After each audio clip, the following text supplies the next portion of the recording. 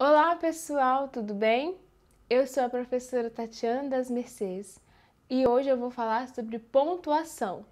Este vídeo é a parte 2.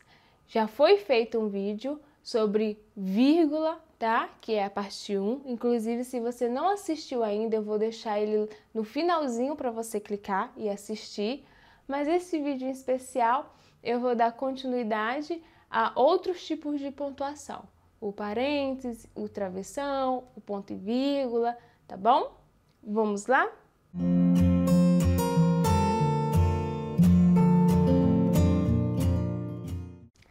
A gente já sabe que a pontuação muda tudo.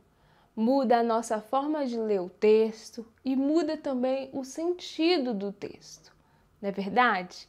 Quando a gente está lendo, ora a nossa voz pode aumentar, pode abaixar, isso vai depender da pontuação feita, né?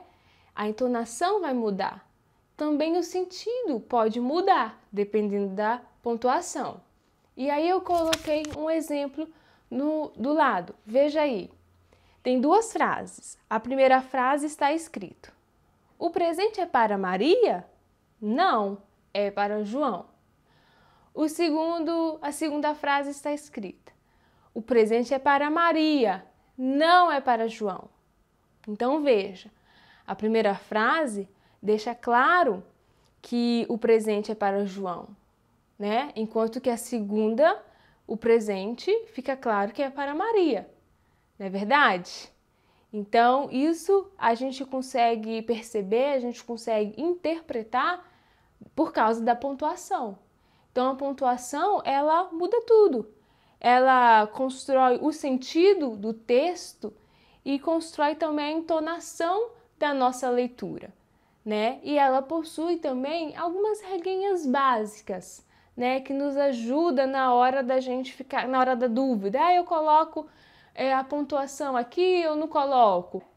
E hoje eu vou começar falando sobre o travessão, né? Quando usar o travessão? A gente usa muito o travessão em textos narrativos, colocando no início das falas no discurso direto, né? Que é aquele discurso que tem personagens, né? E que um personagem fala e o outro fala, conforme o exemplo que está aí do lado. Veja. Mariana perguntou: aonde você foi? João respondeu: fui a lugar nenhum. Então aí é um pequeno texto em que exemplifica, né, o uso do travessão em textos de discurso direto, né, no início aí da fala dos personagens. Mas o travessão pode ser usado também em textos dissertativos, no lugar da vírgula. Você sabia disso? Veja o exemplo do lado. O travessão pode substituir a vírgula para isolar expressões intercaladas na oração. Tá? Nessa frase, Joana entregou, vírgula, hoje pela manhã, vírgula, a atividade, veja que essa expressão, hoje pela manhã, isolada por vírgula, eu posso, no lugar da vírgula, colocar o travessão, tá? Veja no exemplo 1, Joana entregou, travessão, hoje pela manhã, travessão, atividade. No exemplo 2, eu coloquei os parênteses. Posso também usar os parênteses para substituir a vírgula, sem problema nenhum. Só que aí eu coloco aí uma atenção para vocês, tá? Quando você quer destacar, realçar a informação isolada, você usa o travessão, tá bom? E quando você não quer destacar, né, quando você quer deixar de lado a informação, você quer deixar a informação em segundo plano, aí sim você usa os parênteses, tá? A vírgula, ela é considerada neutra. Você usa a vírgula e ela tem um sentido mais neutro.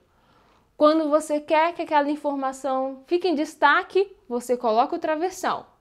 E quando aquela informação não é nem neutra, nem de destaque, ela é de segundo plano, aí você coloca o parêntese. Então veja como que a pontuação o autor faz com intenção, né? O autor, ele tem uma certa consciência de que pontuação fazer, né? Quando colocar a vírgula, quando colocar o travessão e quando colocar o parênteses, porque ele transmite sentido para o texto.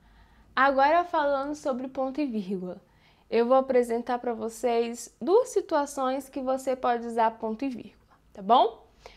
Primeira situação, em enunciados que já possuem vírgula, tá? Aí para você não ficar usando vírgula toda hora, aí você usa ponto e vírgula, tá? Veja aí o exemplo 3, para ficar mais claro.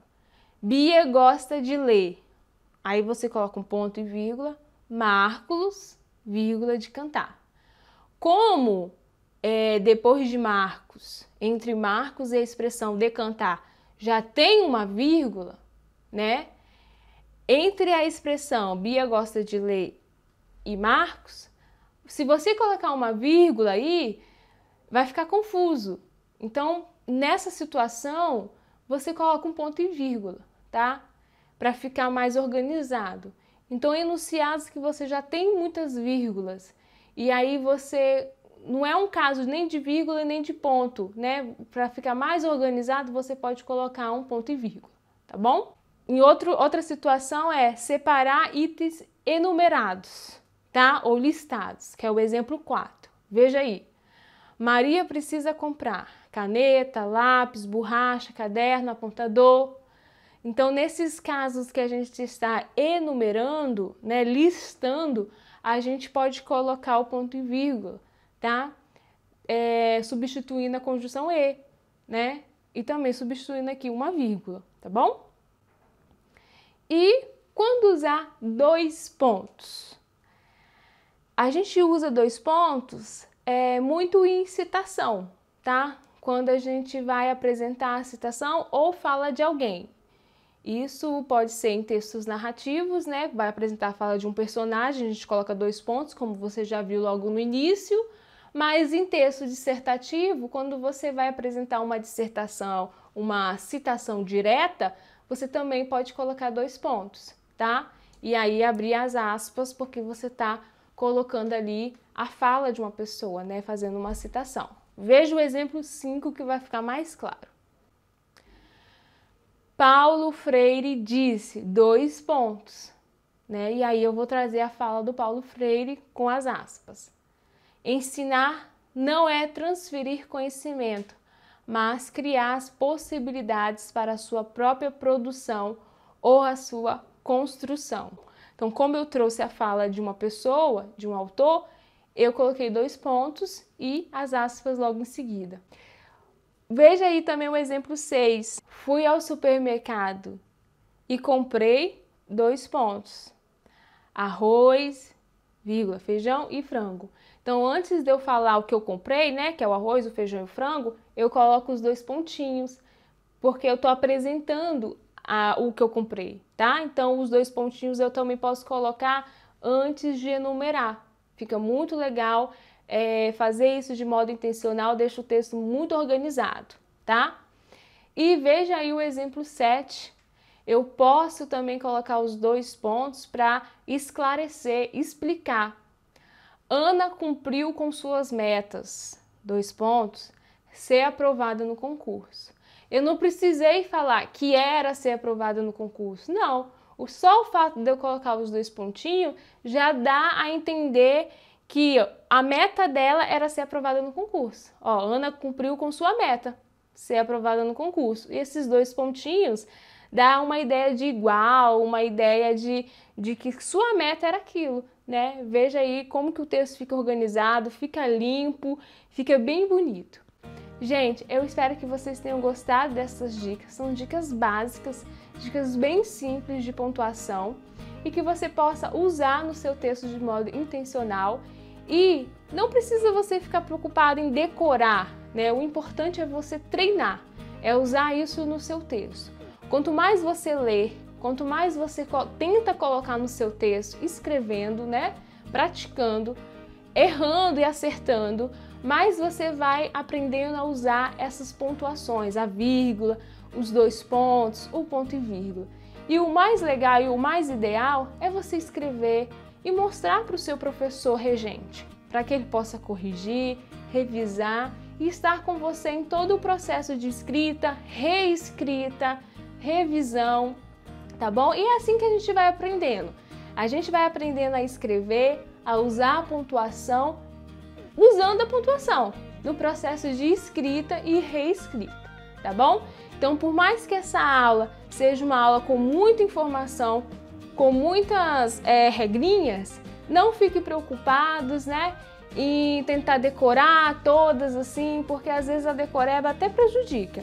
Veja essas ideias, né, tenta pegar essas dicas e tentar colocá-las em práticas no seu texto, tá? É escrevendo que você vai colocando essas regrinhas, né? Vai aprimorando essas regrinhas na sua prática de escrita, tá bom? Espero que você tenha gostado. Se inscreva no canal para você ter mais vídeos parecidos como esse e até a próxima!